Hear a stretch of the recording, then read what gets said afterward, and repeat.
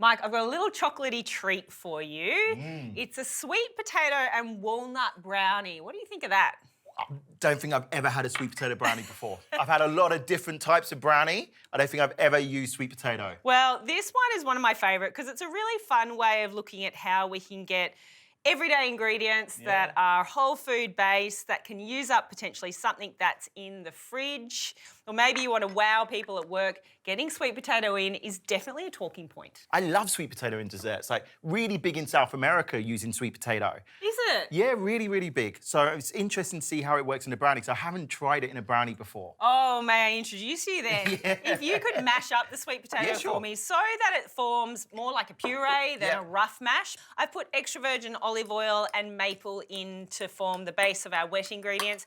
That won't be our only sweetener. Obviously, we have the sweet potato, but we also have some chocolate chips going in, or you could chop up some dark chocolate. Really, whatever is on hand is what goes here. You're really treating me today. Yeah, and also this is a cool one because if you have friends or family that are gluten-free, this is a lovely treat to sort of give them an opportunity to try a gluten-free treat that's got lots of whole food ingredients in it too. So what's your flour that you're using? The coconut flour is our final. Yeah, so it's still quite dense and fudgy, as a brownie should be. Has to be. It's not a brownie if it's not fudgy. That's right. So I've got the maple, vanilla, eggs and cinnamon, and I love getting the cinnamon into baked treats because it just adds in that extra sweetness and it looks like, wow. And that's the beauty of working with a chef. Everything happens very quickly. We've got a beautiful sweet potato puree done. Nothing else needed. So that will go in there. Now, to the wet ingredients, which I'll just give a little whisk, we're going to add the raw cacao powder next. I'll whisk. Actually, we might go for a wooden spoon. There you go. Thanking you. Teamwork makes the dream work. I like being your sous chef, Jacq. Oh, look, I think you do a great job of it. Oh, thank you.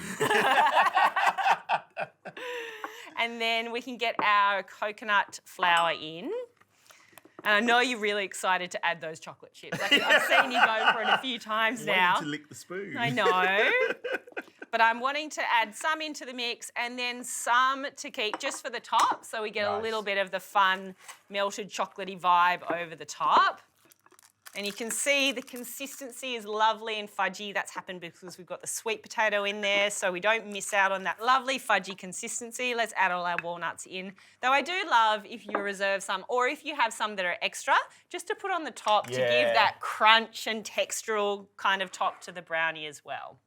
Okay, then it's as simple as getting it into our baking pan. I'm going to get as much as I can into the tin. I'll be patient. And then we'll work like a team and get this fudgy brownie in.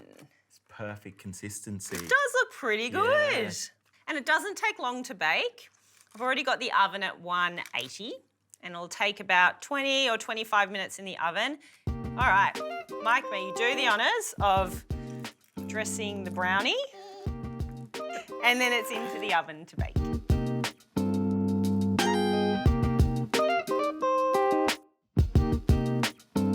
I'm getting excited. That's cooled in the tin, so we can take it out and plate it up. And I've got a few extra walnuts for us to dress around the brownie, because I like a bit of presentation with my sweets. Yeah, of course. And a little bit of maple syrup to drizzle over the top to finish as well. And then I'm hoping it's as fudgy as you expect it to be. It looks and smells delicious. All right, I'm gonna go in thirds, I think, for this guy.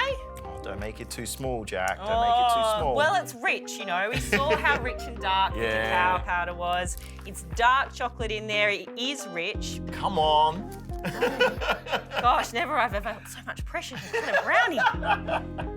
Look at that. The inside. It's rich. Beautiful. Yeah. You want people tasting it and thinking, you know what? I'm converted. Like, I can do this at home. Yeah, it's definitely going to be a brownie I'm pulling out. But it's me, yeah. I'm not even going to tell people there's sweet potato in it. Not my kids, anyway. No. Okay. You and your walnuts? Walnuts on top. Do you want them chopped? Oh, no, just crumble them over, I think. A bit of a rough crumble is always good. It's a little treat. It's a couple of bites. Maybe one big bite for me. One mouthful. Look at that. Love it. You've knocked that out of the park. Thank you. Beautiful, great consistency, texture, delicious, beautiful flavour. The sweet potato, like, it's prominent, but I love it. Like, it's such a good thing to have in desserts. Yeah. Oh, look, I wouldn't even know it's there because I'm so used to eating it. Yeah. But it's cool that you can taste that profile of it coming through the treat. Let's see if you can hide it from your kids. That's the challenge. That's the test.